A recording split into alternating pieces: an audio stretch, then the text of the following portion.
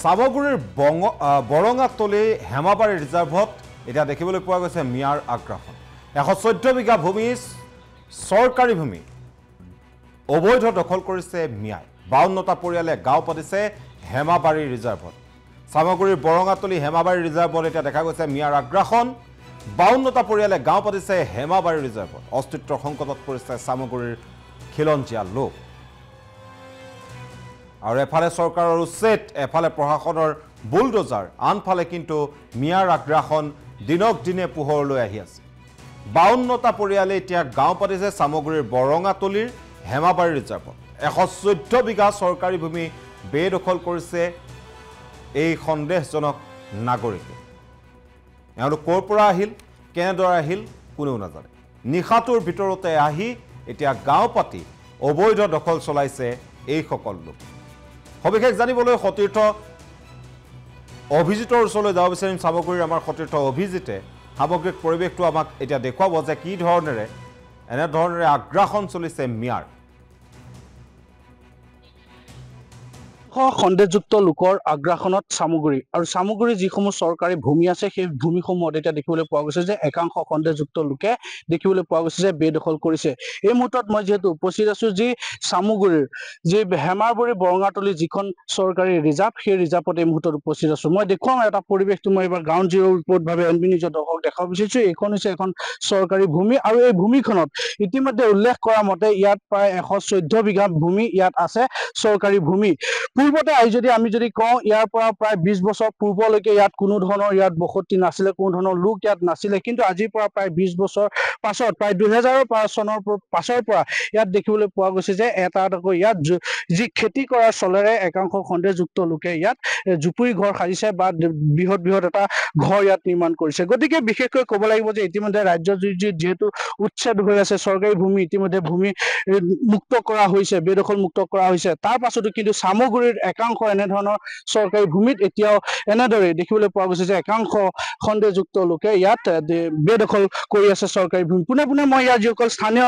দল সংগঠন আছে তেওঁলোকৰ পৰা মন্তব্য লোৱাৰ চেষ্টা কৰিম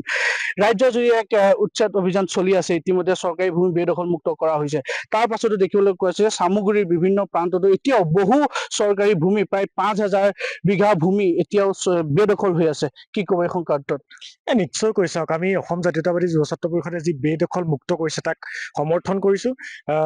যি ভাষীয়ে নহওক মুছলিম ভাষীয়ে হওক বা বাংলা ভাষীয়ে হওক যি বিদেশী সেই বিদেশীসকলক যি বিতাড়িত কৰিছে অসমৰ পৰা তাক লৈ আমি সুখী জাতীয় সংগঠন হিচাপে কিন্তু যি সামগুৰিৰ আচৰিতজনক উদ্বেগজনক কথা যে প্ৰায় 5552 বিঘামান মাটি বেদখল কৰি আছে সেই বেদখল মুক্ত কৰিবলৈ আমি অসমৰ মুখ্যমন্ত্ৰীগৰাকীক অনুৰোধ জনাইছো নগাঁৱৰ আয়ুক্তগৰাকীক অনুৰোধ জনাইছো সামগুৰি ৰাজহ চক্ৰৰ বিষয়াগৰাকীক অনুৰোধ জনাইছো কিয়নো অসমৰ মাটি অসমৰ ভূমি সকলো খিলঞ্জীয়াৰ ৰাইজৰ কাৰণে থাকক বা যিসকল চৰকাৰী মাটি সেই চৰকাৰী মাটিসমূহ চৰকাৰী হৈ থাকক প্ৰয়োজনত চৰকাৰে ডাঙৰ বিভিন্ন কোম্পানী ইয়াতে ব্যৱস্থা কৰক য'ত খিলঞ্জীয়া নিবনুৱাসমূহে ইয়াত সংস্থাপন হয় কিন্তু তাত পাছত আমি দেখিবলৈ পোৱা গৈছে যে যি সন্দেহজনকভাৱে কিছু সংখ্যক লোকে আহি পেলাই ইয়াতে ঘৰ স্থাপন কৰিছে নেমু বাৰী হওক বিভিন্ন বাগানৰ সৃষ্টি কৰিছে তামোল বাৰী হওক সেইসমূহ কৰি পেলাই তেওঁলোকে ইয়াতে সংস্থাপন লৈছে কিন্তু তাতকৈ আচৰিত কথাটো হ'ল কিন্তু ৰাজহ চক্ৰৰ বিষয়া সামগুৰি বা নগাঁৱৰ আয়ুক্তগৰাকী কিয় চকু কাণ দিয়া নাই কেনেকৈ এওঁলোকে চৰকাৰী ঘৰ পালে কেনেকৈ ইয়াত বিদ্যুতৰ সংস্থাপন হ'ল এইটো কিন্তু আচৰিতজনক কথা উদ্বেগজনক কথা গতিকে আমি অসম জাতীয়তাবাদী যুৱ ছাত্ৰ পৰিষদে ৰাজহ চক্ৰগৰাকীৰ লগতে আয়ুক্তগৰাকীক অনুৰোধ জনাইছো অতি শীঘ্ৰে বেদখল মুক্ত কৰক আৰু স্থানীয় ৰাইজ তথা চৰকাৰ অসম চৰকাৰী মাটি দখল কৰক দখল কৰি ৰাইজৰ কাৰণে বা বিভিন্ন আমাৰ নিবনুৱা সংস্থাপন কৰাৰ ব্যৱস্থা কৰক হয় নিশ্চয়কৈ এই মুহূৰ্তত মই কৈছো যে ইতিমধ্যে সামগুৰিৰ বিভিন্ন প্ৰান্তত বহু এনেকুৱা চৰকাৰী ৰিজাৰ্ভ আছে যিসমূহ চৰকাৰী গেজিং ৰিজাৰ্ভ আছে সেই গেজিং ৰিজাৰ্ভসমূহ এতিয়া দেখিবলৈ পোৱা গৈছে যে বেদখল হৈ পৰিছে বহু শ বিঘা মাটি এতিয়া বেদখল কৰাত দেখিবলৈ পোৱা গৈছে বহু সন্দেহজনক লোকে পৰিৱেশটো মই ইয়াত দেখুৱাম ইয়াত প্ৰায় 52 ঘৰকৈ ইয়াত 52টাকৈ পৰিয়াল এখন যি সামগুৰিৰ বৰঙাতলিৰ যি হেমাবাৰী গেজিং ৰিজাৰ্ভ এই ৰিজাৰ্ভখনত ইতিমধ্যে 52টাকৈ পৰিয়ালে ইয়াত ইতিমধ্যে ঘৰ বনাইছে সৰু জুপিৰ দৰে কিছুমান ঘৰ বনাইছে কিন্তু দেখিবলৈ পোৱা গৈছে যে আজিৰ পৰা যিহেতু কিন্তু 20 বছৰ পূৰ্বলৈকে যিখন ৰিজাৰ্ভত ইয়াৰ স্থানীয় লোকসকলে গৰু চৰাইছিলে সেই গৰু চৰণীয়া যিখন ৰিজাৰ্ভ সেই ৰিজাৰ্ভ হৈ গ'লগে এতিয়া মানুহৰ বসতি স্থল মই আপোনাৰ ওচৰলৈ আহিছো 114 বিঘা ভূমি আছে এই ৰিজাৰ্ভখনত কিন্তু এই ৰিজাৰ্ভখন এতিয়া দেখিবলৈ পোৱা গৈছে সম্পূৰ্ণভাৱে বেদখল হৈ পৰিছে হয় নিশ্চিতভাৱে এটা কথা ক'বলগীয়া যে আমি অসম জাতীয়তাবাদী যুৱ ছাত্ৰ পৰিষদে মুখ্যমন্ত্ৰী ডাঙৰীয়া হওক বা চৰকাৰখনে যি বেদখল কৰি থকা যি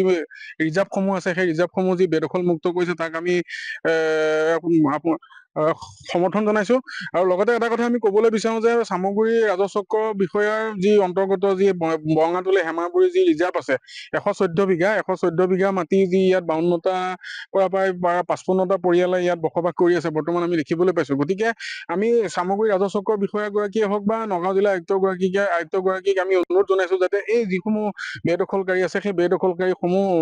বেদখল মুক্ত কৰি পেলাই ইয়াত অতি সোনকালে যাতে ক্ষুদ্ৰ ক্ষুদ্ৰ উদ্যোগসমূহ গঢ়ি উঠক আৰু নিবনুৱা ইয়াত আপোনাৰ এতিয়া সংস্থাপন ল'ব পাৰিব এটা চিন্তনীয় বিষয় যে যেহেতু এই স্থানীয় লোকৰ লগত যেতিয়া আমি কথা পাতিছিলো ইয়াত 20 বছৰ পূৰ্বলৈকে কোনো ধৰণৰ ইয়াত কোনো লোক ইয়াত নাছিলে কিন্তু 20 বছৰ পাছত যদি কওঁ আমি 2000 চনৰ পাছৰ পৰা এই লোকসকল ক'ৰ পৰা আহিলে ইয়াত কেনেকৈ বসতি ল'বলৈ পালে ইয়াত কিন্তু এটা বৃহৎ প্ৰশ্ন সোমাই আছে হয় নিশ্চিতভাৱে এটা পৰিতাপৰ বিষয় ইয়াত আমি আহি দেখিবলৈ পালো ইয়াত চৰকাৰী ঘৰো ইয়াত আপোনাৰ ৰাইজে সুবিধা লাভ কৰিছে আৰু ইয়াত দেখা পালো ইয়াত কাৰেণ্টৰ সংযোগো আহিছে যিটো ইলেক্ট্ৰিচিটি ডিপাৰ্টমেণ্টৰ যিটো আপোনাৰ পকা খুঁটৰ পোষ্ট আমি সেইসমূহ ইয়াত দেখিবলৈ পাইছো সেইসমূহ কিন্তু ইয়াত কেনেকৈ আহিলে কি সেইটো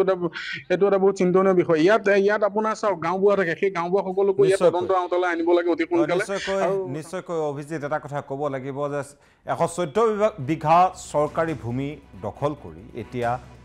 মিয়াই আগ্ৰাসন চলাইছে এখন গাঁও পাতিছে হেমাবাৰী ৰিজাৰ্ভত আৰু তাকে লৈ এতিয়া ৰাইজৰ মাজত সন্দেহৰ সৃষ্টি হৈছে প্ৰশ্ন উত্থাপন হৈছে যে এই লোকসকল আহিল ক'ৰ পৰা আৰু আজিৰ পৰা 15 বছৰ আগলৈকে সেয়া আছিল সম্পূৰ্ণ মুকলি স্থান কিন্তু 15 বছৰৰ আগত সামগুৰিত শাসনত কোন আছিল সেয়া নতুনকৈ কোৱাৰ আৰু প্ৰয়োজন নাই আৰু সেই সমষ্টিটোত কি ধৰণেৰে কাৰ পৃষ্ঠপোষকতাত এনেধৰণেৰে আগ্ৰাসন চলিছিল আৰু এতিয়াও চলি আছে সেয়াও হয়তো দুনাই কোৱাৰ প্ৰয়োজন নাই এই মুহূৰ্তত অভিজিতক পুনৰবাৰ ধন্যবাদ জ্ঞাপন কৰিছোঁ